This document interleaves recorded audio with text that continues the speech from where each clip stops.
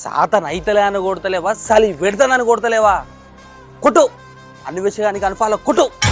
వాడేమన్నాడో తెలియక కొడతలేవా? ఇది విను. నువ్వు రేపే చేసేస్తాను అంటున్నావు. సీతాదేవి తర్వాత ద్రౌపది ఏ టీషర్ట్లు వేసుకున్నారా రేపులు అయ్యాయి? సీతాదేవి ద్రౌపది టీషర్ట్ వేసుకుంటే రేపులు చేరినాయి అని చెప్పి అడుగుతుండు. అర్థమైందా? నేను ఈ ఔలగారి గురించి వీడియో చేయొద్దనుకున్నా, కానీ హిందువుని రక్తం మరుగుతుంది. మరి మీకు ఇస్లామిక్ మతంలోని హిందూ మతంలోని చాలా దారుణం. ఒక్క క్రిస్టియన్ మతంలోనే ఆడదానికి స్వేచ్ఛ. అరే బీచ్ల్లోని అమ్మాయిలు అందరూ హ్యాపీగా లేరు, గాలి తగలాలయ్యా. అరే ఇర్రి పప్ప అనివేసిగా ఇదే క్రిస్టియన్స్ బిక్ని వేసుకొని స్వేచ్ఛగా బీచ్లో తిరుగుతారా, కానీ అదే చర్చిలో తిరుగుతారా? సిగ్గుందారా నీ కొంచెం? మీ అందరికి నా స్పెషల్ రిక్వెస్ట్ ఏంటో తెలుసా?